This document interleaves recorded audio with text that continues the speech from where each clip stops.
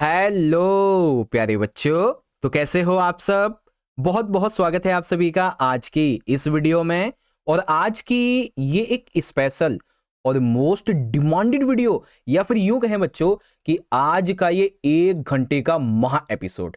जी हाँ बच्चों, 1 घंटे की स्पेशल वीडियो क्लास 8वीं का आपका इंग्लिश का जो सब्जेक्ट है बच्चों, इसी के एनुअल यानी कि फाइनल के एग्जाम के लिए बहुत ज्यादा इंपॉर्टेंट होने वाली है। जी हाँ बच्चों, क्योंकि जैसा कि आप सभी को पता है कि आज आज यानी कि जो बच्चे मॉर्निंग शिफ्ट के हैं इनका 19 फरवरी को, दैट मीन्स कि आज, और जो बच्चे इवनिंग शिफ्ट के हैं इनका 20 तारीख को, 20 फरवरी को आपका इंग्लिश का जो फाइनल एग्जाम है, एनुअल एग्जाम, वार्षिक पेपर, ये होने वाला है। ठीक है बच्चों, तो आप सभी के आज के पेपर के लिए और कल के पेपर के लिए आज हम डिस्कस करेंगे बच्चों एक मोस्ट इंपॉर्टेंट पीवाईक्यू कह लीजिए या फिर सैंपल पेपर कह लीजिए, इसी के सॉल्यूशन के बारे में। और बच्चों, आपकी डिमांड थी ना कि सर जिस दिन हमारा पेपर होगा ना, आप एक काम करना सर कि उस दिन ना एक लाइव या फिर एक वीडियो अपलोड कर देना जिसके अंदर आप हर एक क्वेश्चन को line to line, even word to word बहुत अच्छे से समझा सकें, जिससे कि हमारे एग्जाम की जो हमारी प्रिपरेशन है, हमारी जो प्रैक्टिस है, सिलेबस का हमारा रिवीजन जो है, ये हो जाए अच्छे से। तो ये वीडियो आपकी इसी डिमांड पे बनाई गई है। ठीक है, तो चलो शुरू करते हैं। बट उससे पहले एक बार पेपर का पैटर्न समझ लो, थोड़ा सा बदला हुआ है बच्चों। पैटर्न में क्या हुआ है देखो, पेपर में 4 सेक्शन है, ये तो आप सभी को पता है, लेकिन अब जो है ना सेक्शन ए रीडिंग का, ये आएगा आपका 14 मार्क्स का, जो कि पहले 16 नंबर का था। सेक्शन बी ये आपका राइटिंग का रहेगा 12 मार्क्स का, ये तो सेम है। सेक्शन सी रहेगा आपका ग्रामर का 14 मार्क्स का, ये भी सेम है। अब बदल गया सेक्शन नंबर डी, लिटरेचर वाला, क्योंकि पहले 18 का था, अभी आएगा आपका 20 नंबर का। ठीक है, तो थोड़े से चेंजेस हुए, वो आपने यहाँ पे समझ लिए। अब सुनो ध्यान से, आज की इस 1 घंटे की वीडियो के अंदर हम लोग डिस्कस करेंगे सबसे पहले सेक्शन नंबर ए रीडिंग का, जिसमें आपके 2 पैसेज होंगे। तो इन पैसेज की बहुत अच्छे से हम आपको प्रैक्टिस करवा देंगे, अच्छी प्रिपरेशन आपकी करवा देंगे। फिर डिस्कस करेंगे सेक्शन नंबर बी यानी कि राइटिंग का। अब पता है राइटिंग में क्या क्या होगा, पैराग्राफ राइटिंग कैसे करनी है, डायरी एंट्री कैसे लिखनी है, स्टोरी राइटिंग कैसे करते हैं, लेटर राइटिंग और नोटिस राइटिंग। जितने भी आपके ये राइटिंग के टॉपिक दिख रहे हैं ना बच्चों आपको यहाँ पे, इन सभी टॉपिक्स को आपको मैं बहुत अच्छे से बताऊंगा इसी वीडियो में। और इतना ही नहीं, इसी वीडियो में हम देखेंगे सेक्शन नंबर सी ग्रामर। ठीक है, जो भी टेंसेस हैं, मॉडल्स, आर्टिकल्स, डिटरमिनर्स, कंजक्शंस, ठीक है, adjectives, error correction, form of verb, सब जानेंगे। और सबसे जरूरी आता है बच्चों सेक्शन नंबर डी, क्योंकि आपकी जो किताब है ना, उस किताब के जितने भी इंपॉर्टेंट एमसीक्यूज, जितने भी इंपॉर्टेंट क्वेश्चन आंसर हैं, सब कुछ हम जानेंगे। तो आप ये मान लो बच्चों कि ये 1 घंटे की जो वीडियो है ना, उसके अंदर हम इन सारे टॉपिक्स को यहां पे कवर करेंगे। रीडिंग, राइटिंग, ग्रामर और लिटरेचर, सब जानेंगे बच्चों। ठीक है, इसीलिए मैं कह रहा हूं कि आप इस सेशन को बिल्कुल एंड तक देख लेना अगर अच्छी तैयारी करना चाहते हो तो। ठीक है, और बच्चों वीडियो शुरू करने से पहले आप सभी प्यारे प्यारे बच्चों को, जिनका आज पेपर है उनको भी और जिनका कल है उनको भी, आप सभी को wish you very very and very all the best. अच्छे एग्जाम करना बच्चों, तैयारी अच्छी करवा दी है आपकी। एक और छोटे से पेपर को यहाँ पे देख लेते हैं इस 1 घंटे की वीडियो में। ठीक है, देखो ये वीडियो मैं कब बना रहा हूँ, अभी सुबह के 4 बज रहे हैं और ये आपको मिलेगी तकरीबन 7-8 बजे के आसपास। ठीक है, तो इतनी मेहनत हम आपके लिए कर रहे हैं, तो आपको भी मेहनत करना तो बनता है ना। तो फटाफट से बच्चों इस वीडियो को ज़्यादा से ज़्यादा लाइक कर दीजिए और अपने दोस्तों में ज़्यादा से ज़्यादा शेयर कर दीजिएगा। चैनल को सब्सक्राइब करके बेल नोटिफिकेशन को ऑल पे सेट कर देना। ठीक है, वेल रेडी हो बच्चों, अब आप लोग अपने आज के इस पेपर की शुरुआत करने के लिए जल्दी बोलो जल्दी बोलो, रेडी हो? तो चलो शुरुआत करेंगे। तो सबसे पहले शुरुआत होगी सेक्शन नंबर ए रीडिंग की 14 मार्क्स की। ओके, तो रेडी हो बच्चों, रेडी हो सेक्शन ए को समझने के लिए? जल्दी से बताओ बच्चों, रेडी हो आप लोग सेक्शन नंबर ए को समझने के लिए? और एक बार ना आप लोग इस सेशन को अपने क्लासमेट्स में शेयर भी कर दो। ठीक है, अगर वो ज्वाइन नहीं हुए तो वो भी ज्वाइन हो जाए, फिर शुरू करते हैं। हाँ जी सर, तैयार हैं तैयार हैं। चलो एक काम करते हैं, स्टार्ट करते हैं। हमें काफ़ी टाइम वैसे भी हो जाएगा क्योंकि पूरा सेशन अटेंड करेंगे, 1 घंटा लगेगा। देखो क्वेश्चन फर्स्ट है, रीड द पैसेज, और 7 मार्क्स से क्वेश्चन होंगे। तो शुरू करेंगे पैसेज नंबर 1 से, para number 1। Plastic pollution has become a serious environmental problem across the world. Plastic प्रदूषण पूरे विश्व की सबसे बड़ी पर्यावरणीय गंभीर चिंता है। Plastic materials are widely used because they are cheap, light weight and durable. हम क्यों प्लास्टिक का उपयोग करते हैं बच्चों? क्योंकि एक दो चीप होती है, सस्ते में मिलती है, लाइट वेट होता है, ज्यादा चलता है। इतना ज्यादा चलता है कि ये लाखों सालों में सड़ता ही नहीं है, इतना ज्यादा चलता ही है। ठीक है। However the same qualities make plastic harmful to nature. लेकिन ये जो क्वालिटी है ना इस प्लास्टिक की, ये हार्मफुल है नेचर के लिए। Since plastic does not decompose easily, it remains in the environment for hundreds of year. हजारों सालों तक ये एनवायरमेंट में पड़ी रहती है। As result land, rivers and oceans are increasingly polluted. इसकी वजह से ना चाहते हुए भी हमारे ओशियंस, रिवर्स, हमारा स्थल पॉल्यूटेड हो रहा है। दूसरा point, marine animals are among the worst affected by plastic waste. जो हमारा प्लास्टिक कचरा ये सबसे ज्यादा प्रभावित पता है कि नहीं करता है? समुद्री जीवों को। Many sea creatures mistake plastic piece for food which can lead to injury और डेथ। कुछ आपको पता है, जानवरों ने पता तो है नहीं ये प्लास्टिक है, क्या है, खाना है, तो प्लास्टिक को खा जाते हैं, जिनसे उनको इंजरी या फिर डेथ हो जाती है। Microplastics, tiny particles formed from broken plastic have even entered the human food chain. These raise serious concern about long term health effects बच्चों। ठीक है। टूटे हुए जो प्लास्टिक के छोटे छोटे कण होते हैं ना, वो हमें पता भी नहीं चलता, माइक्रोप्लास्ट जिन्हें कहते हैं, ये हमारे खाने के अंदर तक घुस चुके होते हैं। ठीक है। और लॉन्ग टर्म पे हमें ये असर दिखाते हैं। उसके बाद to control pollution individuals and governments must take responsibility reducing single use plastic, promoting recycling and spreading awareness are important steps। ठीक है।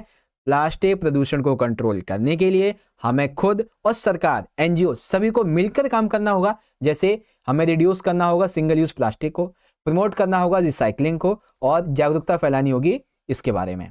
Small daily actions when multiplied by millions of people can significant reduce the burden of plastic on our planet. हमारे planet पे इसको कम करने के लिए daily basis पे छोटे छोटे एक्शंस ही एक बड़े सीक्वेंस में बदलेंगे बच्चों। ठीक है। चलो, अब आप सारे के सारे बच्चे मुझे चैट सेक्शन में क्वेश्चन का आंसर देंगे। क्वेश्चन नंबर 1 है कि why does plastic remain in environment for a long time. ठीक है। क्यों प्लास्टिक एनवायरमेंट में लंबे समय तक चलती है? हाँ सर ये तो बहुत आसान है, कलरफुल होती है। नहीं नहीं, एक्सपेंसिव होती है। अरे सर मैं बताऊं, सॉफ्ट होती है। नहीं सर, डिकम्पोज नहीं होती जल्दी। कौन सा आंसर है? जल्दी बोलो, जल्दी जल्दी जल्दी फटाफट। देखते हैं कितने बच्चे आंसर करते हैं। वेरी गुड, कुछ बच्चों ने सही सही उत्तर किए हैं, बहुत बढ़िया। हाँ बिल्कुल ठीक है, ऑप्शन हो जाएगा सी वाला, it does not decompose easily. वो जल्दी से डिकम्पोज नहीं होती है। दूसरा question, who are most affected by plastic waste. Plastic waste से सबसे ज्यादा कौन अफेक्ट होता है? तो बच्चों अभी अभी हमने पढ़ा है, कौन अफेक्ट होता है? Marine animals. कौन? Marine animals. Fill in the blank, microplastic have entered the human dash chain. तो माइक्रोप्लास्टिक जो है वो ह्यूमन की किस चीज, कौन सी चेन में एंटर्ड हो चुके हैं बच्चों? फूड चेन में। अभी हमने पढ़ा था ना, ऊपर पढ़ा था ना यहीं पे, फूड चेन में एंटर्ड हो चुके हैं। अभी दिखाते हैं आपको। ठीक है। कहाँ गया? ये रहा, देखो, ह्यूमन फूड चेन है ना, एंटर्ड इन दी ह्यूमन। आगे है कि what is one important step to control plastic pollution. एक ऐसा स्टेप बताओ जिससे कि प्लास्टिक पॉल्यूशन को कंट्रोल किया जा सके। किससे कर सकते हैं बच्चों? सारे बच्चे आंसर करो, किससे कर सकते हैं? परफेक्ट, हम कर सकते हैं रिड्यूस सिंगल यूज प्लास्टिक से। ठीक है। अब इस क्वेश्चन का आंसर कौन बच्चा मुझे बताएगा? ये स्टेटमेंट सही है गलत? Plastic decompose quickly in nature. Plastic जो है वातावरण में आसानी से डिकम्पोज हो जाती है, सड़ जाती है, खत्म हो जाती है। क्या ये सही है या रॉन्ग है? इट इज ट्रू और रॉन्ग? इट इज ट्रू और रॉन्ग? सारे बच्चे चैट में आंसर करो मुझे, इट इज ट्रू और wrong? This is false. Okay, this is false. Very good, this is false, क्योंकि ये क्लियरली कहा गया है ये डिकम्पोज नहीं होती है। ठीक है, 100 ईयर्स तक ये बनी रहती है। अब 2 नंबर का क्वेश्चन है, how can individuals help reduce plastic pollution. तो क्या मतलब है इस क्वेश्चन का? इसका मतलब ये कि प्लास्टिक जो प्रदूषण है इस मामले में कैसे एक व्यक्ति योगदान दे सकता है। तो individuals can reduce single use plastic, recycle कर सकता है प्रॉपरली उसे, ठीक है, ज़्यादा से ज़्यादा इस अवेयरनेस फैला सकता है। छोटे छोटे एक्शंस जो होते हैं वो आने वाले टाइम पे बहुत बड़े एक कंपाउंडिंग के रूप में जुड़ जाते हैं, है ना, ये चीज़ें हैं। चलो, पहली प्रैक्टिस पूरी हुई हमारी। अब आते हैं दूसरे पैसेज पे। दूसरा पैसेज है बच्चों यहाँ पे सेम ऐसे ही मैंने ले रखा है ग्लोबल वार्मिंग के ऊपर, ठीक है। ये हमारा पैसेज नंबर 1 है यहाँ तक, ये हमारा पैसेज नंबर 2 आ जाता है और ये हमारा पैसेज नंबर 3 आ जाता है, पैरा नंबर। तो क्या लिखा है, global warming is increasing at the alarming rate, ठीक है, वैश्विक तापमान बहुत खतरनाक तेजी से बढ़ रहा है। According to the intergovernmental panel on climate change IPCC, इसके हिसाब से अर्थ का टेम्परेचर जो है वो राइज हो रहा है about 1.1 Celsius since pre industrial times. औद्योगिक क्रांति के बाद से लेके अभी तक हर साल 1.1 सेल्सियस जो है हमारा तापमान बढ़ रहा है हमारे नेचर का। Report from NASA show that 2023 was one of the hottest year over recorded, अभी तक का सबसे ज्यादा हॉटेस्ट ईयर था 2023। Rising temperatures are causing glaciers to melt and sea levels to rise steadily. जब टेम्परेचर बढ़ेगा तो बर्फ पिघलेगी, बर्फ पिघलेगी तो सिंपल सी बात है समुद्र का स्तर बढ़ेगा। डेटा फ्रॉम UN यानी United Nations indicates that extreme weather even have increased by nearly 25% over the past 2 decades. पिछले 2 दशकों में देखा गया है UN के डेटा के हिसाब से वेदर बहुत बदल गया है। जैसे बहुत गर्म धाराएं आ रही हैं, ठीक है, बाढ़ बहुत आ रही है, सूखा पड़ जा रहा है कहीं कहीं पे, है ना, और बहुत ज्यादा। Scientist want that if greenhouse gas emissions are not reduced, global temperatures could rise further। अगर ग्रीन हाउस गैसों को नहीं रोका गया ना तो आने वाले टाइम पे टेम्परेचर बहुत ज्यादा बिगड़ेगा, ठीक है। To control global warming countries are investing in renewable energy resources like solar and wind power. अगर हमें ग्लोबल वार्मिंग को कंट्रोल करना है तो देशों को नई नई एनर्जी की सोर्स पे पैसा लगाना चाहिए, सोलर एंड विंड पावर पे। Reducing carbon emissions and promoting sustainable lifestyle are essential to protect the planet, यही जरूरी है। क्वेश्चन देखते हैं बच्चों, कितने बच्चों ने क्वेश्चन देखे थे, मतलब पैसे सही से पढ़ा, अभी पता चल जाएगा। क्वेश्चन करो, आंसर करो। वाई हाउ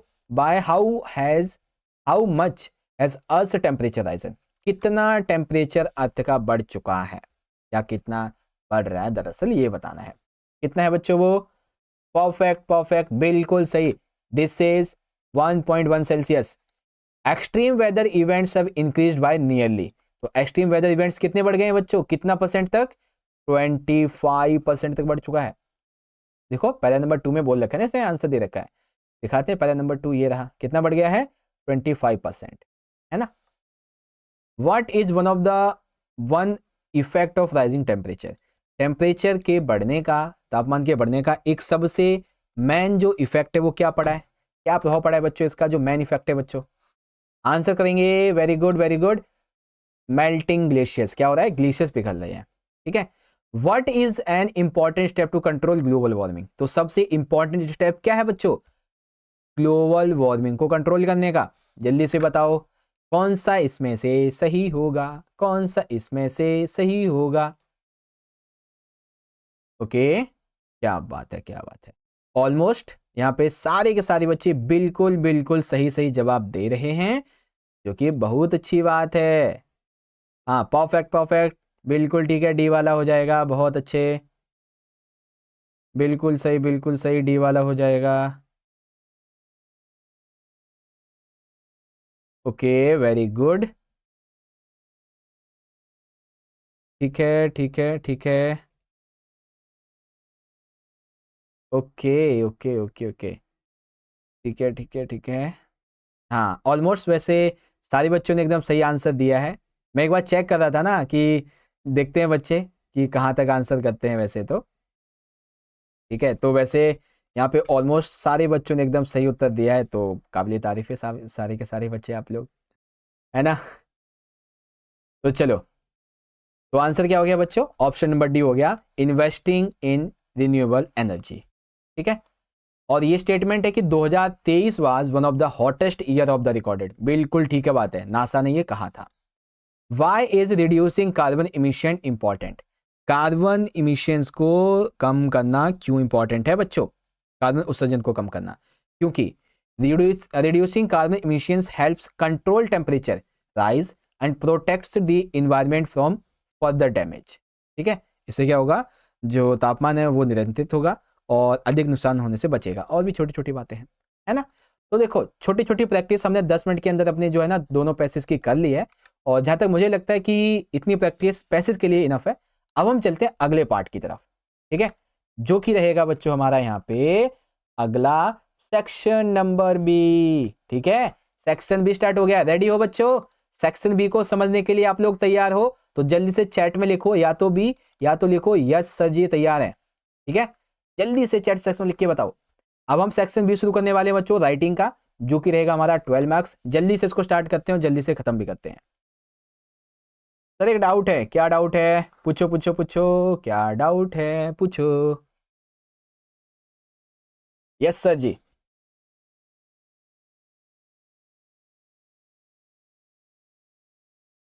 चलो देखो, क्वेश्चन नंबर 30 गया है। यहाँ पे पूछा गया है हमसे कि सबसे पहला है एक स्टोरी राइट करनी है। अब इस स्टोरी को राइट करने के लिए आपको कुछ हिंट दिए गए हैं। क्या हिंट है? एग्जामिनेशन डे है, reached school early, realized a classmate forget his admit card. अच्छा, ये बेसिकली क्या है कि जब आप एग्जाम देने जा रहे हो ना उस टाइम की बात हो रही है। ठीक है, तो टॉपिक क्या बनेगा? टॉपिक बनेगा हमारा इस तरीके से, ट्रू फ्रेंडशिप इन नीड। कैसे? देखो, it was the day of our final examination. जैसे कल आपका पेपर है तो हम लिखेंगे it was the day of our final examination and I reached school early to revise my notes. मैं जल्दी पहुंच गया ताकि वहीं जाके अपने नोट्स रिवाइज कर सकूं। But suddenly I saw my classmate standing outside the gate looking worried. मैंने एकदम से देखा कि मेरा एक क्लासमेट है, मेरी क्लास में पढ़ता था, मतलब पढ़ता है, वो गेट के पास खड़ा है और चिंता में है। He told me that he had forgotten his admit card at home. तो उसने बताया कि यार मुझसे बहुत बड़ी गलती हो गई, मैं अपना एडमिट कार्ड घर पे भूल गया। Without it the teacher would not allow him to enter the examination hall. बिना उसके तो टीचर जाने नहीं देगा। His house was nearby so I immediately offer to help. उसका घर पास में ही था तो इसीलिए मैंने उसकी हेल्प करने की सोची। आई रैन टू हिज हाउस, मैं उसके घर गया भागकर, कलेक्ट किया उसके एडमिट कार्ड को उसके पेरेंट्स से एंड जल्दी से वापस आए school. We reached just in time before the exam began. हम उसी टाइम पे पहुंचे जब एग्जाम स्टार्ट ही होने वाला था। My friend was extremely grateful and thanked me sincerely. उसने मुझे दिल से बहुत धन्यवाद कहा कि यार आज तू नहीं होता तो शायद मेरा ये आज एग्जाम छूट जाता। That day I understood that true friendship mean supporting each other during difficulties time. असली जो फ्रेंडशिप है, दोस्ती का मतलब यही होता है कि जब दोस्त मुसीबत में हो तो दोस्त उसकी मुसीबत को अपनी मुसीबत समझे। असली दोस्ती यही होती है। तो ट्रू फ्रेंडशिप इन नीड। ठीक है, अब आता है हमारा इसी का सेकंड पार्ट जिसमें आपको करनी है डायरी एंट्री। और पता है ये डायरी एंट्री मैंने आपकी एनसीईआरटी की किताब से ही ली है पूरी की पूरी। ठीक है, एनसीईआरटी की किताब में ये आपकी डायरी एंट्री दे रखी है, क्वेश्चन दे रखा है डायरी एंट्री वाले में, तो सेम टू सेम मैंने आपका वहीं से उठा लिया है, लेकिन समझाना ज्यादा जरूरी है, ये चीज है ना। तो देखो, imagine that you are Jim. Imagine करो आप जिम हो, ठीक है, you have return to your town after the war. आप युद्ध के बाद में अपने घर वापस आए हो। In your diary record how you feel about the changes you see and the events that occur in your town. आप जिम हो, एक सैनिक हो, आप वॉर के बाद में घर की तरफ आए, घर आए, आपने देखा बहुत सन्नाटा, बहुत कुछ आपने नया फील किया। जो भी फील किया है उसे डायरी में लिखो। आपको स्टार्ट करनी है डायरी 25 दिसंबर 2025 इस तरीके से, it's Christmas day but the town looks, ऐसे करके। तो सबसे पहले देखो यहाँ पे क्या करना है आपको, इस तरीके से ना यहाँ पे लिखना है डायरी एंट्री। ठीक है, डायरी एंट्री, और फिर अपना टॉपिक बता देना। फिर डेट आपको क्या बोला गया है, इस तरीके से लिखना है डेट। ठीक है, इसके बीच में हमने अपना डे टाइम प्लेस लिख दिया, प्लेस ना लिखो तो अच्छा है। Dear diary, it is Christmas today but the town looks very different. ये क्रिसमस का दिन है लेकिन आज ये जो टाउन है वो थोड़ा अलग दिख रहा है। ठीक है, टाउन क्या है, अलग दिख रहा है, शहर अलग है। कैसे? द स्ट्रीट्स आर क्वाइट, गलियां शांत हैं। मैनी बिल्डिंग्स आर ब्रोकन और गॉन, ज्यादातर बिल्डिंग्स टूटी हैं और जा चुकी हैं, मतलब खत्म हो चुकी हैं। My house was destroyed in the war, मेरा घर खुद इस वॉर में खत्म हो गया। It is hard to believe this is my home, मुझे विश्वास ही नहीं हो रहा कि ये मेरा घर है। People look sad and tired, लोग दुखी हैं और थके हुए हैं। Some of my friend did not come back, मेरे कुछ सैनिक दोस्त गए थे, वो वापस ही नहीं आए। सम डाइड इन द वॉर, कुछ तो वॉर में मारे गए और कुछ जो थे वो पीछे रह गए। Nothing feels the same now, अब पहले जैसा कुछ नहीं रहा।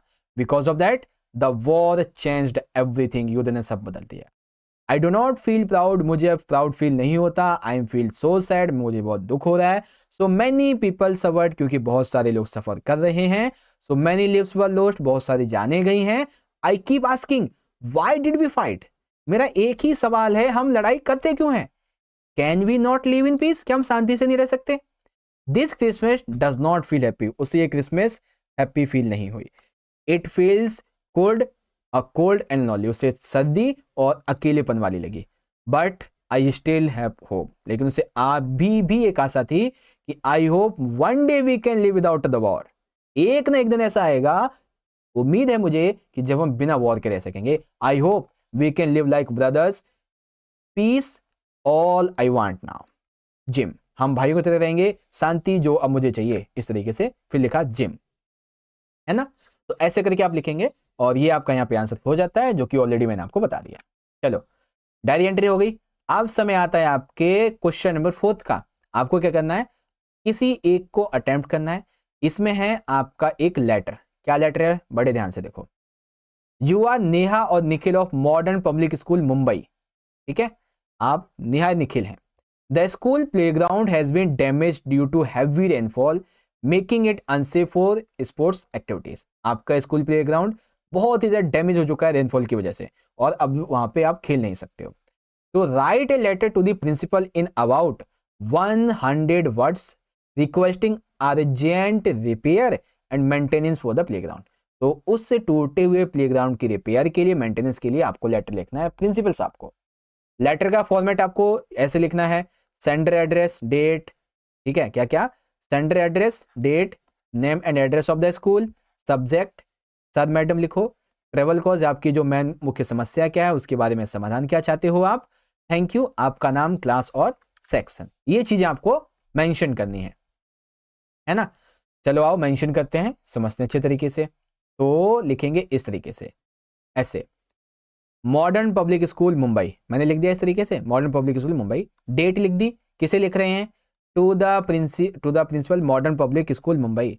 सब्जेक्ट क्या है, request for repair of the school playground, किसके लिए रिक्वेस्ट कर रहे हैं, repair of the school playground के लिए हम रिक्वेस्ट कर रहे हैं बच्चों, ठीक है।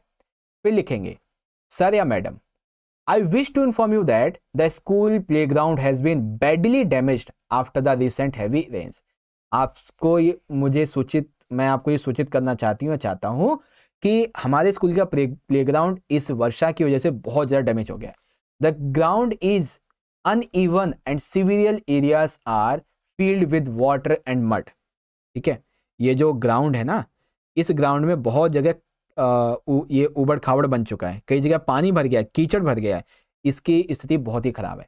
Due to this condition students are unable to practice in outdoor sports safely. हालांकि बारिश को गए हुए काफ़ी टाइम हो गया, लेकिन अभी भी इसकी हालत ऐसी है कि बच्चे खेल नहीं सकते।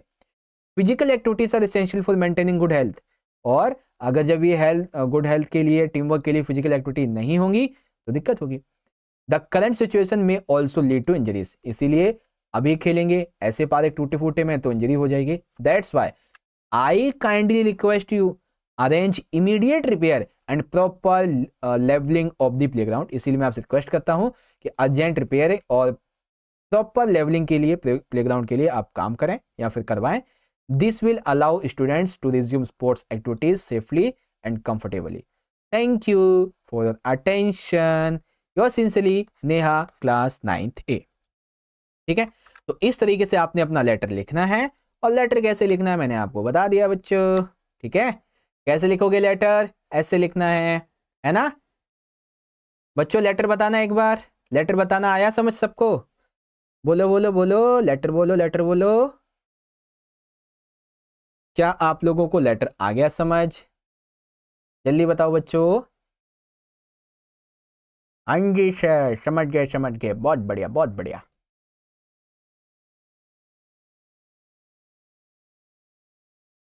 यस सर, चलो आगे बढ़ते हैं अगले क्वेश्चन की तरफ।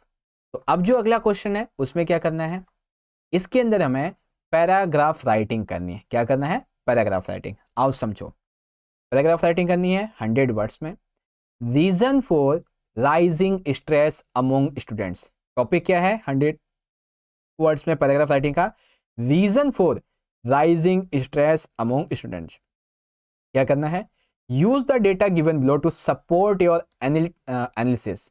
इस डेटा को आपको यूज करना है, जैसे कि, और साथ ही साथ आप कुछ फैक्टर्स को बताएं जो इसमें ज़्यादातर बच्चों को जो स्ट्रेस होता है, कौन से रीजंस होते हैं। कुछ आपको यहाँ पे मेथड्स बताने हैं स्ट्रेस को रिड्यूस करने के लिए, और एक कंक्लूड व्यू पॉइंट देना है, और इन चीज़ों को, इस इंफॉर्मेशन को आपको अपने आंसर में मेंशन भी करना है।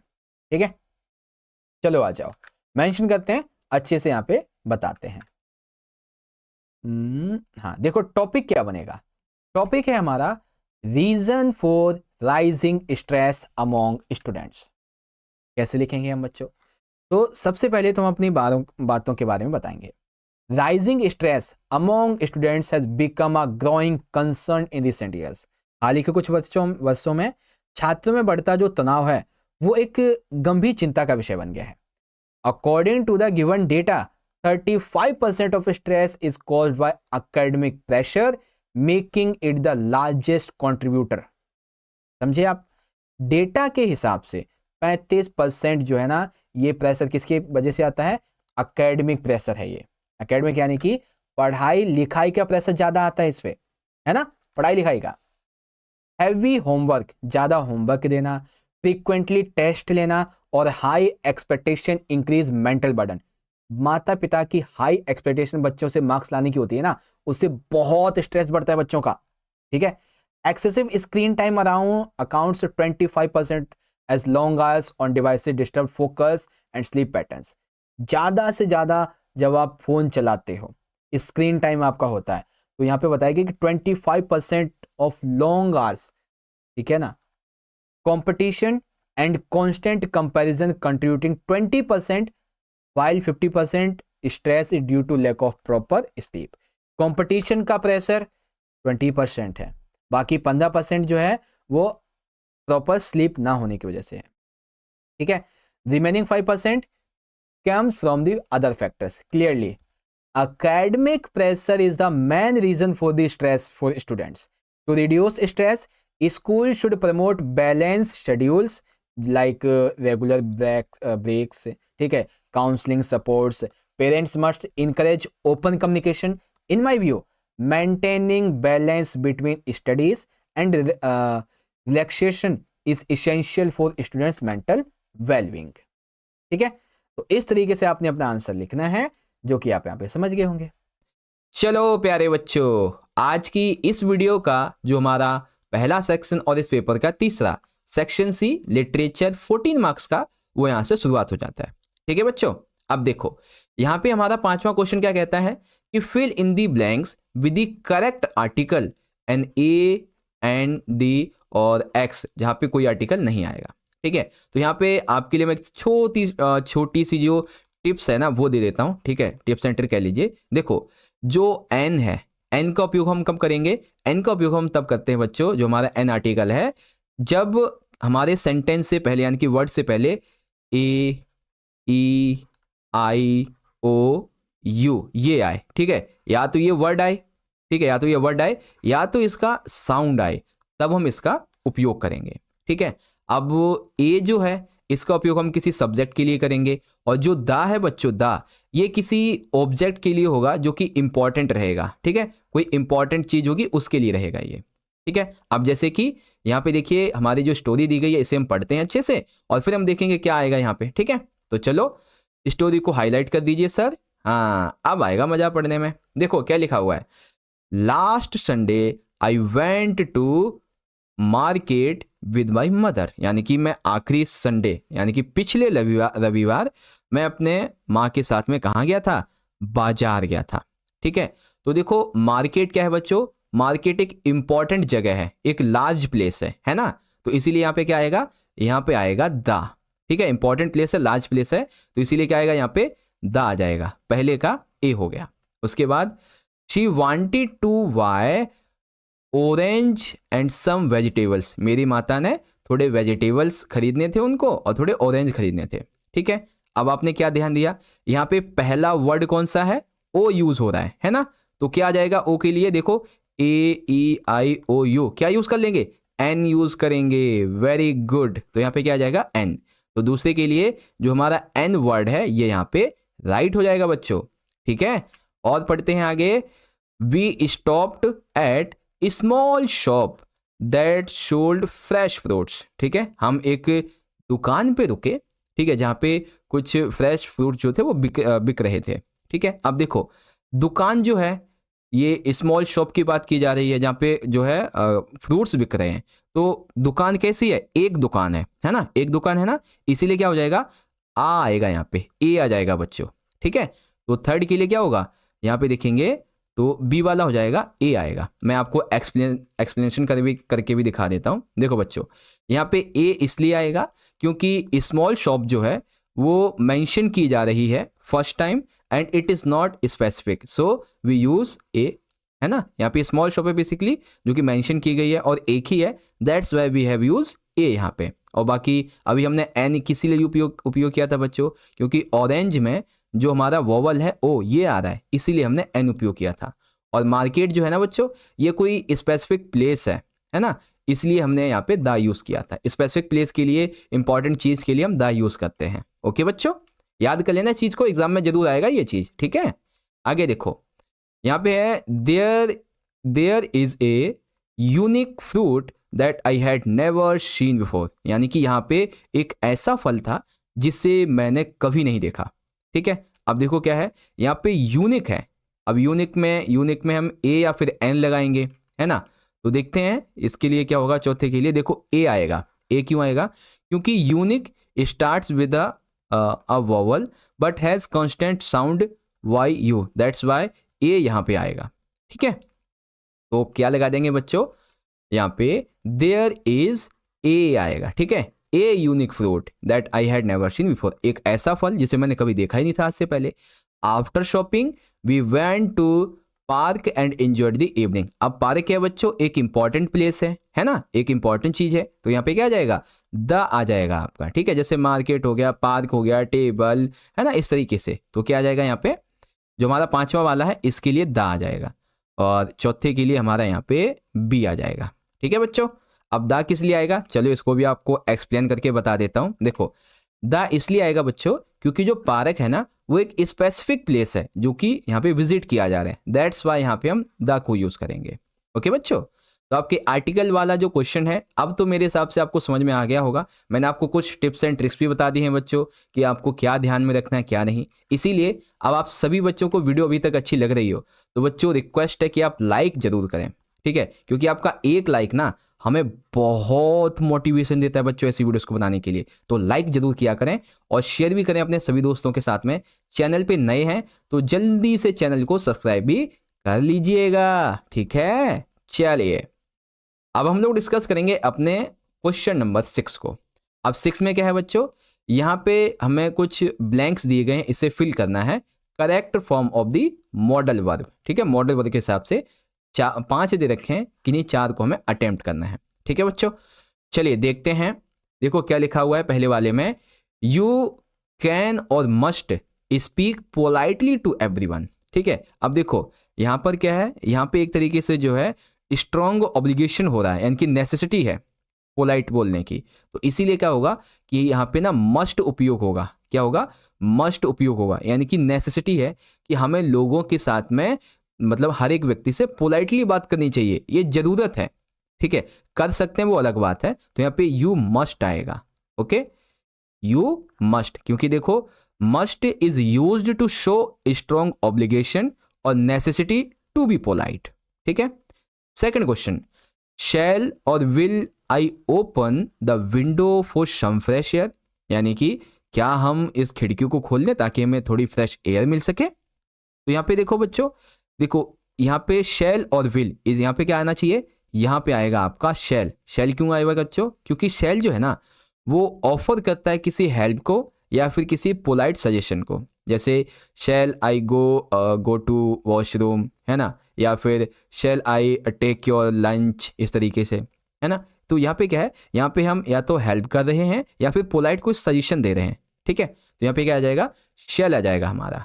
ओके बच्चों, अगला, she looks tired, she should or she may take some rest. वो थकी हुई लग रही थी और अब उसे जो है ना राहत यानी कि आराम की जरूरत है। तो यहाँ पे क्या आएगा बच्चों, यहाँ पे देखिए मे की जगह, मे जो है ना, मे की जगह हम शुड यूज करेंगे। शुड क्यों यूज करेंगे बच्चों, क्योंकि should is used to give advice और रिकमेंडेशन। हम उससे रिकमेंडेशन दे रहे हैं कि बेटा तुम थक चुके हो, थोड़ा आराम कर लो, है ना। तो जब भी एडवाइस दी जा रही हो, कोई रिकमेंडेशन हो, तो वहां पे शुड यूज करना चाहिए, ठीक है।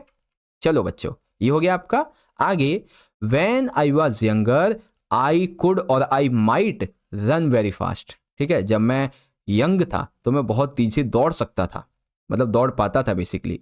तो यहाँ पे कुड और माइट की जगह क्या आएगा, कुड आएगा बच्चों। कुड क्यों आएगा, क्योंकि could is used to describe past ability, ठीक है। कुड का उपयोग हम किस लिए करते हैं, जो पास्ट की एबिलिटी है उसको डिस्क्राइब करने के लिए यहाँ पे उपयोग किया गया है, ठीक है। तो क्या आ जाएगा बच्चों, यहाँ पे आएगा आपका हाँ कुड। और सबसे आखिर में, स्टूडेंट्स मस्ट और can follow school rules at all times, ठीक है। बच्चों को स्कूल के रूल्स हमेशा फॉलो करने चाहिए। तो यहाँ पे क्या आएगा, मस्ट आएगा बच्चों, स्कूल मस्ट। तो क्यों बच्चों, क्योंकि देखो must is used express a rule or strong obligation that students must follow, यानी कि जहाँ पे जरूरी है, जो चीज़ नेसेसिटी है। तो यहाँ पे जरूरी क्या है बच्चों, कि बच्चों को ना स्कूल के रूल्स फॉलो करने चाहिए। दैट्स वाई मस्ट यहाँ पे आ जाएगा, मस्ट है, मोस्ट इंपॉर्टेंट, मोस्ट इंपॉर्टेंट, इस तरीके से, है ना बच्चों। तो यहाँ पे देखो मॉडल ऑफ वर्ब कैसे आपको पहचानना है, कैसे लिखना है, आप समझ गए ना अच्छे से। चलो अब हम अपना क्वेश्चन नंबर 7 देखेंगे। इसमें हमारी जो प्रीपोजिशंस होती हैं उसके मामले में दिया गया, जैसे कि in, into, among, between, to, towards, by, with, for, from, of, beyond, below, around, इस तरीके से, है ना। टोटल 10 से 11 हैं। तो मैंने पता है क्या किया है, टोटल मैंने आपके लिए 4 सैम्पल पेपर बनाए, ठीक है, 4 पेपर बनाए हैं। तो हर पेपर में मैंने एक एक का उपयोग कर लिया है। तो इससे क्या होगा कि आपकी जितनी भी है उसको, उसकी जो तैयारी वो अच्छे से हो जाएगी, ठीक है। चलो बच्चों, जैसे कि हमारा पहला दे रखा है, she poured the juice the glass carefully, यानी कि उसने जो जूस है उसको ध्यान से ग्लास में डाला। तो जब हम किसी चीज़ को किसी चीज़ में डालते हैं, जूस को ग्लास में डाला, तो क्या हो जाता है, इनटू आ जाता है। वहाँ पे कौन सी जो हमारी प्रीपोजिशन आएगी, इनटू आएगी, क्योंकि into is used when referring the movement inside something, यानी कि कोई भी चीज़ जब इनसाइड हो रही होती है तो उसको हम बोलते हैं। तो poured the juice into the glass, है ना। इस तरीके से यहाँ पे क्या आ जाएगा, यहाँ पे आ जाएगा बच्चों इनटू, ठीक है। अगला, he went school early to attend the special class, आज वह एक विशेष क्लास लेने के लिए, स्पेशल क्लास लेने के लिए जल्दी चला गया, है ना। तो यहाँ पे क्या आएगा, ही वेंट। तो इसका सेंटेंस तो आप खुद भी बना सकते हैं, ही वेंट टू आएगा यहाँ पे, ठीक है। क्या आएगा, टू आ जाएगा। तो देख लीजिए बच्चों, two is used show direction और मूवमेंट टूवर्ड अ प्लेस, इसीलिए यहाँ पे टू आ गया। आगे, the agreement was made the two companies, यानी कि देखिए एग्रीमेंट है, अब दो कंपनी के बीच में बना है। तो जब किसी के बीच में होता है, मान लीजिए ये ए कंपनी है, ये बी कंपनी है, इन्होंने आपस में एक एग्रीमेंट किया है, तो एग्रीमेंट आपस में हुआ है, यानी कि बीच में। और बीच में के लिए क्या उपयोग करते हैं बच्चों, बिटवीन उपयोग करते हैं। Between is used referring to people और things, so we can say agreement between the two companies. Okay, अरे इतनी जल्दी नहीं, अभी तो और बाकी हैं। देखो डी वाला क्या कहता है, he borrowed a pen dash is friend, वो अपने दोस्त के लिए एक पेन उधार उसने दिया, उधार लिया उसने एक पेन, ठीक है। तो यहाँ पे किसके लिए लिया है ना। तो क्या आएगा, फ्रॉम आएगा बच्चों। क्यों, क्योंकि from is use to show the source और गिवर, ठीक है। इस सोर्स को दर्शाता है, कोई गिवर है तो उसको दर्शाता है, ठीक है। तो इसमें सोर्स और गिवर दोनों हैं, तो ये चीज़ है बच्चों। सोर्स कौन है? सोर्स है ही, गिवर कौन है? जिससे उसने लिया है ना, ये चीज़ है बच्चों। तो ये हो गया आपका 7वां। चलिए अब हम देखेंगे 8वें क्वेश्चन को। और 8वें क्वेश्चन में क्या है बच्चों कि हमें एक पैराग्राफ दिया गया है जो कि एडिटेड नहीं है। इसमें हमें एक एरर निकालना है और उसका मतलब जो इनकरेक्ट वर्ड है वो निकाल के करेक्ट वर्ड हमें पहचानना है, ठीक है। जैसे कि हमारा एक शब्द दिया गया है, last Sunday we go to museum with our teacher, ठीक है। यानी कि पिछले रविवार हम अपने शिक्षक के साथ संग्रहालय गए थे, ठीक है। अब यहाँ पे क्या है, जब हम पास्ट की बात करते हैं, पास्ट की, तो गो की थर्ड फॉर्म आएगी, है ना। तो इनकरेक्ट क्या हो जाएगा? गो हो जाएगा और ये आ जाएगा वेंट, ठीक है। गो की थर्ड फॉर्म वेंट होती है। उसके बाद the museum have many old artifacts, यानी कि जो संग्रहालय है उसमें कई सारी पुरानी जो कलाकृतियां थी वो थी वहाँ पे, ठीक है। अब इसमें क्या है बच्चों, यहाँ पे बताया गया है कि देखो यहाँ पे क्या है कि हैव उपयोग किया गया है। अब पास्ट में हैव थोड़ी ना उपयोग करते हैं, पास्ट में हैव की जगह हम हैड उपयोग करेंगे, ठीक है। इसको मैं एक्सप्लेन करके बताता हूँ।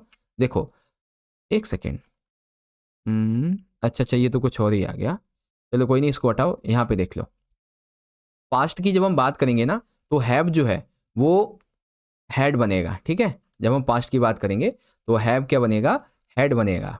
उसके बाद there was many visitors looking at the exits, यानी कि वहाँ पे बहुत सारे जो लोग थे वो देखने के लिए आए थे, विजिटर्स वहाँ देखने के लिए आए थे, ठीक है। तो देखो यहाँ पे वाज की जगह क्या आएगा? वर आएगा, क्योंकि वाज सिंगुलर है और देयर क्या है बच्चों? प्लूरल है, इसीलिए क्या होगा? वाज सिंगुलर की जगह यहाँ पे वर प्लूरल आ जाएगा, ठीक है। आगे, I see a beautiful painting from the 18th century, मैंने जो है एक 18वीं शताब्दी की ब्यूटीफुल पेंटिंग देखी, ठीक है। अब इसमें आई सी बोला है तो यानी कि ये वर्ब की फर्स्ट फॉर्म है, तो ये फर्स्ट फॉर्म पास्ट में थर्ड फॉर्म में यूज होती है, ठीक है। तो सी की जगह क्या आ जाएगा? सी की जगह आ जाएगा सो, मैंने देखी थी, है ना, इस तरीके से। इसके अलावा we all enjoy our visit and learn many new things, यानी कि हमने हमने वहाँ पे गए, हमने इंजॉय किया, विजिट किया और हमने नई नई चीज़ें सीखी। तो यहाँ पे जो लर्निंग है, यानी कि जो लर्न है, इसकी जगह क्या आएगा? इसकी थर्ड फॉर्म आ जाएगी जो कि है लर्न, ठीक है। इस तरीके से ईडी लग जाएगा इसमें। तो बस बच्चों ये हो गया आपका पैराग्राफ यहाँ पे एडिटेड, ठीक है। देखो आप याद रखना, जब पास्ट की बात होगी ना, पास्ट की, तो हमेशा जो थर्ड फॉर्म मतलब जो वर्ब की फॉर्म होगी वो लगेगी आपकी थर्ड, बाकी एक आधा सेंटेंस पे भी डिपेंड करता है, ओके। चलो प्यारे बच्चों ये पूरा हो गया, ओके। तो प्यारे बच्चों यहाँ पर ना हम सेक्शन सी में थोड़ा सा और रिवीजन कर लेते हैं एक बार। जैसे कि यहाँ पे आपको एक पेपर में मैंने करवाया हुआ है ऑलरेडी, ठीक है ना। जैसे कि देखेंगे तो यहाँ पे ना क्वेश्चन 5th जो है इसमें आपको करेक्ट कंजक्शन यहाँ पे भरनी है, एमसीक्यू है आपका ये। जैसे पहला वाला है कि I was very tired after school, मैं स्कूल से आने के बाद बहुत थक गया। Dash I completed my homework, लेकिन, तो लेकिन के लिए कौन सा उपयोग करेंगे हम शब्द बच्चों? बट। कौन सा उपयोग करेंगे? बट का उपयोग करेंगे हम, ठीक है। She practised daily for competition, वो प्रतियोगिता के लिए डेली प्रैक्टिस करती है। And she won the prize, वो डेली प्रतियोगिता के लिए प्रैक्टिस करती है। सो आएगा यहाँ पे, क्या आएगा? सो आएगा, इसीलिए वो क्या होती है? जीत जाती है, प्राइज को जीत जाती है ना। ऐसे ही और भी क्वेश्चन है, जैसे कि he did not attend the meeting, वो जो है मीटिंग अटेंड नहीं कर पाया, क्यों?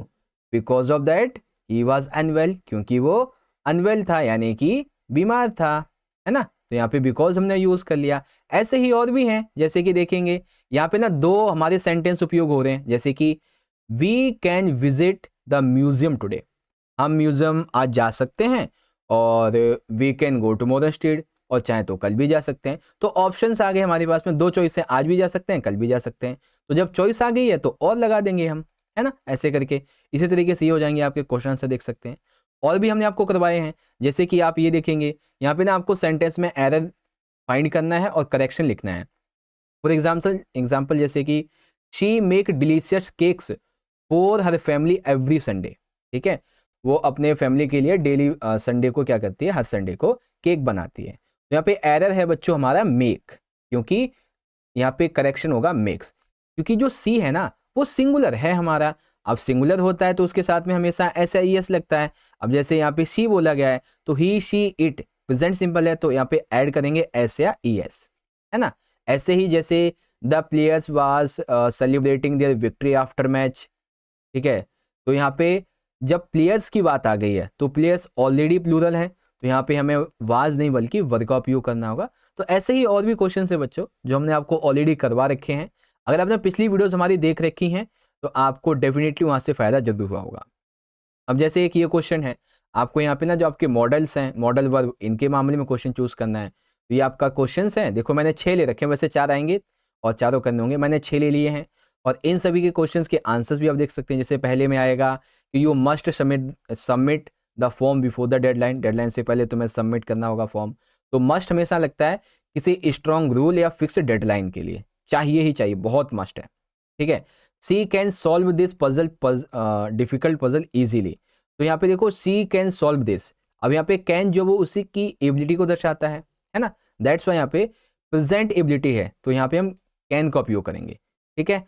जब प्रेजेंट की एबिलिटी होगी तो कैन करेंगे, जब एबिलिटी होगी कब की, पास्ट की, तब उपयोग करेंगे हम या फिर कुड, जैसे could I use your phone for a moment, ठीक है। क्या मैं तुम्हारे फोन को, कुड या फिर मे भी लगा सकते हो, ठीक है। कुड और मे ज़्यादा बेटर रहेगा वैसे, है ना। ऐसे ही student should follow the school rules strictly, यहाँ पे क्या है कि एडवाइस दिया जा रहा है या कोई मोरल ड्यूटी है तो शुड का उपयोग करेंगे। It might rain later evening, तो यहाँ पे ना पॉसिबिलिटी बताई जा रही कि हो सकता है शायद शाम को बारिश हो जाए, है ना, कुछ ऐसी चीज़ें। तो ये कुछ ग्रामेटिकल पार्ट थे जो मुझे लगा कि आपको बताने चाहिए। और भी जैसे हैं, फॉर एग्जाम्पल प्रीपोजिशंस आपकी आ जाती हैं, है ना। जैसे नेहा प्लेस द वेस dash ever a table carefully, तो उसने जो वेस है उसको कहाँ रखा था, टेबल के ऊपर, तो ऑन लगाया जाएगा हमेशा, है ना। ऐसी और भी प्रीपोजिशंस हैं आपकी, देख सकते हैं। पहले इसका टुवार्ड्स है, इसका फ्रॉम है, इसका अमोंग है, तो ये सब है जो ऑलरेडी आपको हम समझा चुके हैं, ठीक है ना। तो इस चीज़ को आप ध्यान रखिएगा।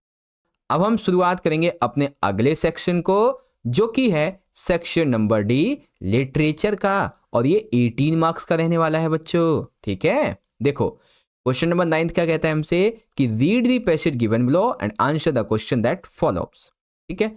तो ये जो है आपकी ज्योग्राफी लेसन से लिया गया है। तो आओ इसके क्वेश्चन को पढ़ते हैं और इसको भी पढ़ते हैं पूरा का पूरा। देखो क्या लिखा हुआ है, इसमें लिखा हुआ है that the man on the earth found, जो पृथ्वी पर मनुष्यों ने कुछ भी पाया, cause to hate each other, to build walls across cities and to kill, एक दूसरे से वो नफरत करने लग गए, शहरों में दीवारें बन गई, हत्याएं होने लगी। From the height it was not clear why, जब वो ऊंचाई पे खड़ा था तो वो उसे स्पष्ट नहीं दिख रहा था, ऐसा क्यों, ठीक है। तो जो पोएट है ना वो हाइट पे खड़ा होता है तो उसे ये सारी चीजें स्पष्ट नहीं दिखती हैं, ये चीजें। अब इससे क्या होगा बच्चों, ऐसे क्वेश्चन से 9 से एक एक नंबर के हैं तो 3 क्वेश्चन आपके, बट आपको किन्हीं 2 के आंसर करने होंगे बच्चों, लिखा है ना एनी 2 आंसर, एक मार्क्स के। तो देखो बच्चों पहला question, what did poet understand from that height, ठीक है। उस ऊंचाई से कवि को क्या समझ में आया, ठीक है। तो from the height the poet understood how cities and humans settlements developed based on the availability of land and water, ठीक है। उस ऊंचाई पे खड़े होकर उसको क्या समझ में आया, ये समझ आया कि जो भूमि है और जो जल है इसको आधार बना के शहरों में जो बस्तियां वो बसाई जाती हैं, ठीक है। दूसरा, what did the poet fail to understand, कवि को क्या समझने में कठिनाई हुई या फिर वो क्या समझने में फेल हो गया, वो समझ नहीं पाया, ठीक है। The poet could not understand why people divide themselves but build barriers and engage the conflicts despite there shared dependence on land and water, कभी ये नहीं समझ पाया कि लोगों ने भूमि को भी बांट दिया, जल को भी बांट दिया, इसके बावजूद भी आपस में लड़ते रहते हैं। क्या उन्होंने जो है बैरियर्स बना दिए हैं, हमेशा संघर्ष करते रहते हैं, कॉन्फ्लिक्ट करते रहते हैं आपस में, वो क्यों करते रहते हैं ये समझ ही नहीं पा रहा है पोएट, ठीक है। तीसरा, what does phrase building walls mean, तो अभी एक पैरा हमने उपयोग किया, एक लाइन बिल्डिंग वॉल्स, इसका क्या मतलब है बच्चों, देखो the phrase building walls symbolize the human tendency to create divisions and separations based on religion, nationality और other differences despite living on the same planet. यानी कि ये जो है ना दीवारें बनाना, इसका वाक्यांश में उपयोग इसलिए किया गया कि आज पूरी पृथ्वी पे, पूरे ग्रह पे रहने के बावजूद भी धर्म के नाम पे, राष्ट्रीयता के नाम पे, अन्य मतभेदों के नाम पे ये बैरियर्स बना दिए गए हैं। ये जो बिल्डिंग वॉल्स है ये बना दी गई हैं, ठीक है, जिससे कि अलगाववाद पैदा होता है, डिवीजन का भाव पैदा होता है लोगों में, और ये मानवीय प्रकृति का प्रतीक होती है। ओके, तो ये है बच्चों आपका पोयम वाला। ठीक है, चलो अब हम देखते हैं अगली पोयम को। ठीक है, वो तो वैसे चैप्टर था, अब ये पोयम रहेगी बच्चों हमारी ये किससे है, हाँ ठीक है, ठीक ठीक ठीक, चलो इसको भी पढ़ते हैं अच्छे से। क्या लिखा हुआ है, harsh ending he hastily lifted the wicket, यानी कि इस प्रकार उन्होंने जल्दी से विकेट उठाई। And out of the door turned the poor little cricket, ठीक है, और बेचारा छोटा सा झिंगुर दरवाजे से बाहर निकल गया। पॉल्स कॉल दिस फेबल, यानी कि लोग इसे मिथ कहते हैं, मिथक कहते हैं। I will warrant it true, मैं इसकी सत्यता की गारंटी लेता हूँ। Some crickets have 4 legs and some have 2, मैं इस बात की गारंटी लेता हूँ कि कुछ झिंगुरों के 4 पैर होते हैं, कुछ के 2 होते हैं। ये कहाँ से लिया गया है, जो आपके ये लेखक है ना, इनसे लिया गया है। ठीक है, आओ बच्चों MCQ समझाओ। देखो यहाँ पे क्या होगा, 1 नंबर के आपसे 3 MCQ पूछे जाएंगे जिसमें से आपको 2 के आंसर करने हैं, लेकिन आपको मैं 1 नंबर के 4 MCQ समझाने वाला हूँ ताकि एक्स्ट्रा आपकी तैयारी हो। ओके, तो देखो पहला क्या है, what is the main theme of the poem. तो ये जो आपकी पोएम है इसमें किस बारे में बात की गई है। ठीक है, क्या इसमें ब्रेवरी एंड करेज की बात की गई है आपकी, या फिर फ्रेंडशिप एंड ट्रस्ट की बात की गई है, या फिर ऑनेस्टी और लॉयल्टी की। इसमें बात की गई है हार्ड वर्क वर्सेस लेजीनेस। एक तरफ आंट है जो हार्ड वर्क करती है, एक तरफ है झिंगुर क्रिकेट जो कि लेजीनेस फैलाता है ना, हमेशा आलसी बना रहता है, और समर आता है तो फिर रोता है मेरे पास खाने को नहीं है, खाने को नहीं है, इस तरीके से। Second, which word best describe the meaning of scarcity of food, यानी कि ऐसा कौन सा शब्द है जो भोजन की कमी या भोजन के डर को दर्शाता है। तो वो कौन सा है बच्चों, देखिए मिजरी ये दुख होता है, हंगर इसका मतलब भूख होता है, और स्टार्वेशन का मतलब होता है भुखमरी, लेकिन फेमाइन का मतलब होता है एक तरीके से अकाल। तो ये है स्कैरिटी ऑफ फूड, ए वाला। तीसरा question, how does the poem and. तो बच्चों जो पोएम होती है, ठीक है, पोएम वो किस तरीके से खत्म होती है। तो पोएम खत्म होती है the cricket suffers due to hunger. Poem कैसे खत्म होती है, जो झिंगुर है ना वो बहुत ही ज़्यादा एक तरीके से सफ़र कर रहा होता है, मुश्किलों से गुजर रहा होता है खाने की वजह से, भूख की वजह से। पोएम ऐसे खत्म होती है लास्ट में। फिर चौथा question, how has the poet described the cricket. ठीक है, तो पोएट ने झिंगुर को क्या बताया है, उसने उसे सिली बताया है, यानी कि नासमझ, यंग युवा तो बताया ही है, ठीक है, अक्यूस्ड टू सिंगिंग, यानी कि उसे गाने का आदी बताया है, तो ये भी ठीक है। मतलब कि ऑल ऑफ द अबव, जितनी बातें बच्चों हमारी यहाँ पे कही गई है ना, सब की सब एकदम एकदम एकदम सही है। ठीक है, इस तरीके से आपको आंसर करने थे। ओके प्यारे बच्चों, तो यहाँ पे हमारे ये जो पोएम थी पूरी हो गई, इसके क्वेश्चन भी। अब हम बढ़ेंगे अगले क्वेश्चन की तरफ, जो कि है हमारा क्वेश्चन नंबर 11। अब देखो बच्चों 11 में बेसिकली ये क्या है कि 30 से 40 वर्ड में आपको आंसर करने हैं तो आपके 5 क्वेश्चन, बट आपको सिर्फ किन्हीं 4 के आंसर देने हैं, और ये 3-3 नंबर के हैं। ठीक है बच्चों, चलिए पहला क्वेश्चन है कि when was cricket happier in the context of the ant and the cricket. तो जो झिंगुर है वो कब खुशी मनाता है, कब खुश होता है बच्चों।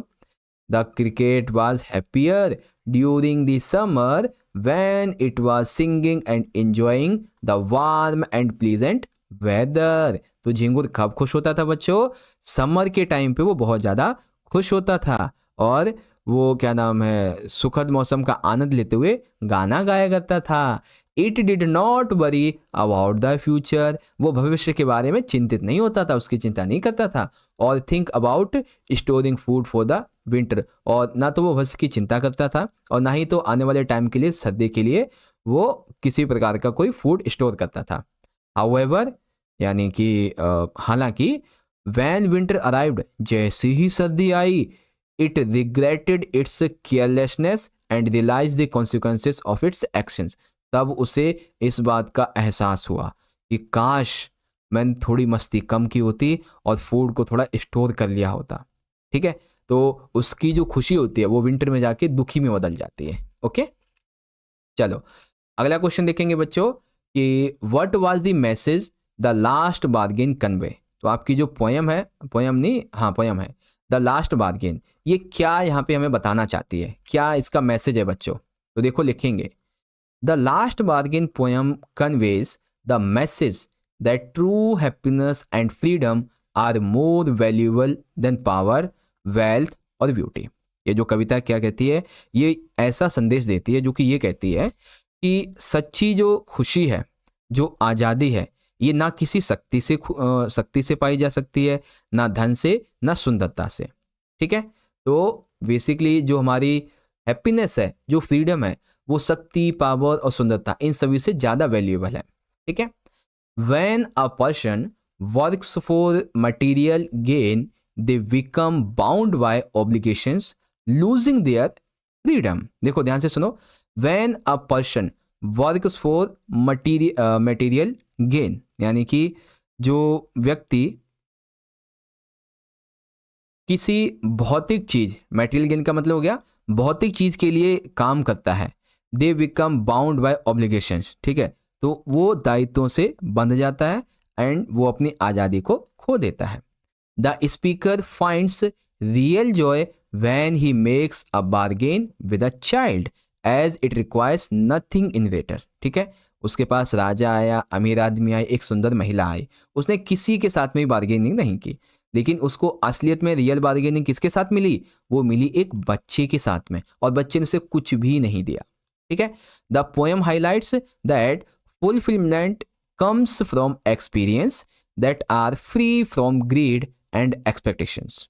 ठीक है, यानी कि कविता क्या बताती है कि ये कविता इस बात पे प्रकाश डालती है, संतुष्टि उन अनुभवों से आती है जो लालचों में ना हो या फिर किसी अपेक्षा से ना हो, मुक्त हो इन सभी से, ग्रीड एंड एक्सपेक्टेशन से फ्री हो एक तरीके से। उससे जो एक्सपीरियंस मिलते हैं वो हमें फुलफिलमेंट करते हैं, हमारी खुशी देते हैं। ठीक है, चलो बच्चों अगला क्वेश्चन देखेंगे, question third. How do you think Tilly must felt when she found out what she did in Phuket. ठीक है, यानी कि क्या बताना है आपको, एक सेकेंड, हाँ, आपको क्या लगता है कि जब टिल्ली को पता चला कि उसने फुकेट में क्या किया तो उसे कैसा लगा। Answer the context of tsunami. Where did the Smith family and others on the beach go to escape the tsunami. ठीक है, सुनामी से बचने के लिए स्मिथ परिवार और समुद्र तट पर मौजूद अन्य लोग कहाँ कहाँ गए। तो पहले हम देखेंगे कि उन्होंने क्या क्या किया और फिर उसने क्या किया था फुकेट में, वो देखेंगे। ठीक है, देखो पहले ये देखते हैं कि उन्होंने बचने के लिए क्या किया। When the tsunami wave hit the beach, जैसे सुनामी की लहरें बीच तक आई, the members of the Smith family and others ran to third floor of the hotel and were thus saved. ठीक है, वो कहाँ गए थे बच्चों, वो जो उनका होटल था ना, और जो भी लोग थे बाकी सारे सारे, वो तीसरी मंजिल पे भाग गए थे और इससे उनकी जान बच गई थी। ठीक है, सुनामी की लहरों से। अब टिल्ली ने क्या किया था फुकेट में जिसको सोच के वो दुखी हो रही थी। तो देखो, Tilly Smith was a little girl who demonstrate her and her family presence of mind when faced with a tsunami। ठीक है, यानी कि ये बताया गया है जो टिली स्मिथ थी वो एक छोटी लड़की थी जिसने सुनामी का सामना करते समय अपने और अपने परिवार की सूझबूझ का परिचय दिया। She was able to do this, वो इसलिए कर पाई क्योंकि because her geography teacher show her a video. ठीक है, उनके ज्योग्राफी टीचर ने एक वीडियो दिखाई थी। When she did this her teacher must have felt very happy and satisfied. ठीक है, जब उसने ये सब किया और जब वो बताएगी टीचर को तो टीचर बहुत ही हैप्पी होंगे, सेटिस्फाइड होंगे। ठीक है, यही सोच रही थी वो जो उसने फुकेट में किया था। ठीक है, कि अपने परिवार को कैसे उसने बचाया दरअसल। ओके, ये चीज़ है। चलो चौथा क्वेश्चन देखेंगे बच्चों, question number 4। What did poet realise from a height of 10,000 feet. ठीक है, पोएट को 10,000 की फीट की ऊंचाई से क्या एहसास हुआ। तो वैसे तो छोटे क्वेश्चन देख लिए थे, अब इसको लॉन्ग में समझ लो बच्चों कि from 10,000 feet the poet realised that cities develop around water bodies. Poet को ये रियलाइज हुआ कि सिटी का जो डेवलप है वो वाटर बॉडीज के आसपास में डेवलप होता है, because water was essential for agriculture. Water जो है कृषि के लिए, बिजनेस के लिए और डे टू डे लाइफ के लिए बहुत ज़्यादा जरूरी है, और जहाँ पे वाटर सबसे ज़्यादा होता है वहीं पे सिटीज़ का डेवलप होता है। He also notice that valleys were more populated are they providing favourable living conditions. यानी कि उन्होंने कहा कि घाटियाँ जो बहुत ही आबादी वाली हैं, क्योंकि यहाँ रहने के लिए अनुकूल परिस्थितियाँ हैं, अच्छी जलवायु वगैरह है, सारी चीज़ें। ठीक है, चलो अब यहाँ पे बच्चों एक ऐसा प्रश्न है जिसमें आपको अपना दिमाग लगाना है ढंग से, उसको समझ के तब लिखना है। चलो देखो क्या है। Imagine you have a new pet that keeps you busy. ठीक है, मान के चलिए आपके पास में एक नया पेट है, जो भी हो, ठीक है, वो पेट आपको बहुत ज़्यादा व्यस्त रखता है, बिजी रखता है। Write a paragraph describing your pet, the things it does and the way it makes you feel. Here are some words and phrases that you could see. यानी कि आपको एक पैराग्राफ लिखना है जिसमें आप अपने पेट को डिस्क्राइब करें, वो क्या करता है आपके साथ वो डिस्क्राइब करें, एंड आपको वो कैसे अच्छा फील कराता है उसको डिस्क्राइब करें। और आप अपने पैराग्राफ को लिखने में इन छोटे छोटे सेंटेंसेस का उपयोग भी कर सकते हो। ठीक है, तो चलो आपको मैं एक पैराग्राफ लिख के दिखाता हूँ। देखो बच्चों, यहाँ पे मैंने पैराग्राफ का टॉपिक ले लिया है। ठीक है, चलो पैराग्राफ लिखेंगे बच्चों अच्छे तरीके से। क्या लिखा है मैंने? I have a pet kitten, a little female with soft silky fur. मेरे पास एक पालतू बिल्ली का बच्चा है जो कि मुलायम है, यानी कि बहुत ही सिल्की है। ठीक है, रेशम फर वाली छोटी सी एक जो बिल्ली है ना, वो है मेरे पास। She keeps me busy all the time, और ये मुझे हमेशा बिजी रखती है। My mother does not really like her and often scolds her for being misbehaves, running around the house, messing up the bed, making the floor dirty. My mother does not really like her, मेरी माँ इस बिल्ली के बच्चे को like नहीं करती। Often, और इसके बावजूद, स्कॉल्ड्स हर फॉर बीइंग मिसबिहेव्स, यानी कि वो उसके क्या नाम है, मिसबिहेव्स के शरारतों की वजह से उसे डांटती भी है। क्या शरारतें करती है बिल्ली? रनिंग अराउंड द हाउस, पूरे घर में घूमती है। मिसिंग अप द बेड, वो बेड पे चढ़ जाती है। And making the floor dirty, पूरे फ्लोर को डर्टी बना देती है। She even sneaks into the kitchen and drinks up the milk, अब वो किचन में जाती है और सारा दूध पी जाती है। She is quite naughty and does not always listen, unlike a dog which is known for being loyal and obedient। जिस तरह से एक डॉग होता है ना, वो लॉयल होता है, ओबिडेंट होता है, ठीक है, और वो सारी बातों को सुनता समझता है, लेकिन बिल्लियां ऐसा नहीं करती। बट डेस्पाइट ऑल दिस, इतनी शरारतों के बावजूद भी, I love my kitten because she is playful, lively and full of energy. हालांकि परेशान बहुत करती है, लेकिन फिर भी मुझे पसंद है मेरी बिल्ली, क्योंकि ये मेरे साथ खेलती है, मुझे बिजी रखती है और मुझे प्यार भी करती है ना, इस तरीके से।